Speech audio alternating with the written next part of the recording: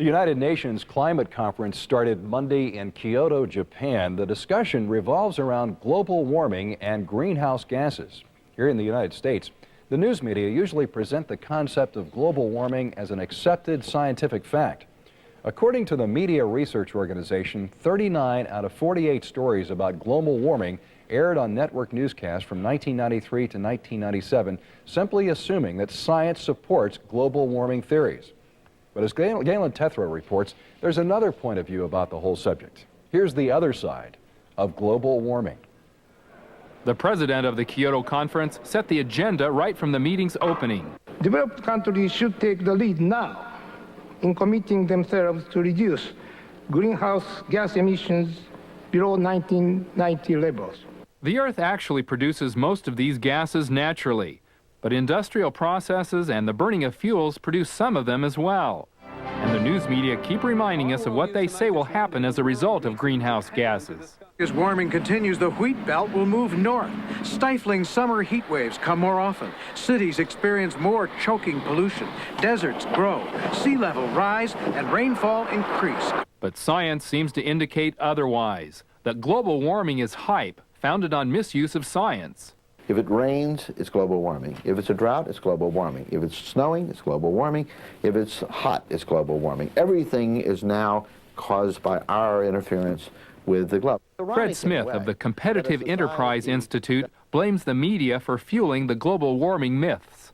There is a call to action. If we do not change our course now, the consequences sooner or later will be destructive for America and for the world. Kyoto is a baby step, a first step towards the goal of total very high energy taxes, severe restrictions on America's mobility, the automobile, homes that are less well lighted and less well heated and less well cooled. Patrick Burns is an environmental policy analyst at Citizens for a Sound Economy. What that translates into for the average family and for the individual is roughly $2,000 extra per year in household costs for the average family. That $2,000 comes from some alarming components. An extra $900 to $1,100 in energy costs, at least 50 cents rise in gasoline, and a personal cost of between $300 and $500 for every individual. Conservative analysts say that means a big financial blow to families across the nation, with the hardest hit being the poor. And this would translate into lost revenue for businesses as well. The extra money they spend on higher transportation costs would no longer be used to buy other goods and services. Smith finds global warming ideas generally based on a philosophy in which the Earth takes the place of God. It's ironic in a way that a society that rejects any concept of traditional religious values now sees original sin reemerging as mankind's transgression on this planet. And critics say bogus philosophy breeds bogus politicians who seek control of aspects of daily living that should be left alone. Even labor, normally a friend of the Clinton administration, questions global warming for fear of what could happen to workers in loss of income and jobs. Yet the trend behind the Kyoto Conference marches ahead, beneath the mask of what many consider a failed political system. Socialism has been a total failure in addressing economic and poverty problems. What makes us think that eco-socialism will be a more efficient way of solving the world's environmental problems? Galen Tethrow, CBN News.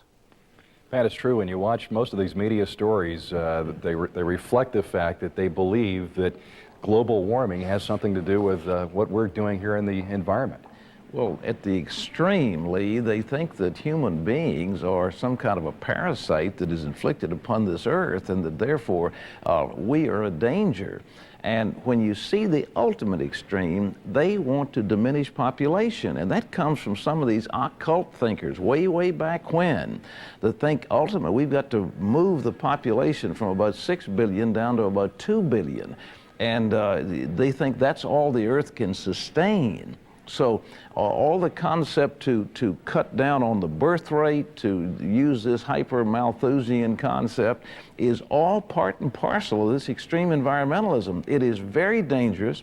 Some of its roots are based in the occult. As one of our guests said, it's a religious thing now. They worship the environment. They worship the wilderness because they have no concept of traditional God.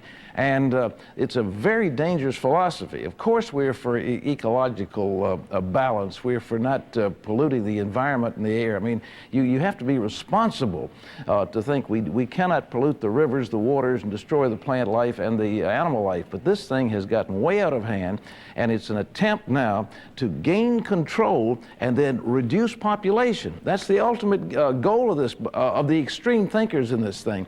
And it's we should do everything we can to resist these policy initiatives. Not to mention the fact the so-called global warming is based on bad science. We don't really know that this planet is getting any warmer now than it was some years ago. Yes, it may go through some cycles, but we haven't seen any hard empirical evidence to underscore these radical initiatives. And I think we need to be extremely careful, and certainly it's time for conservatives and labor and whoever to say, look, this is nonsense. We're not going to stand for it.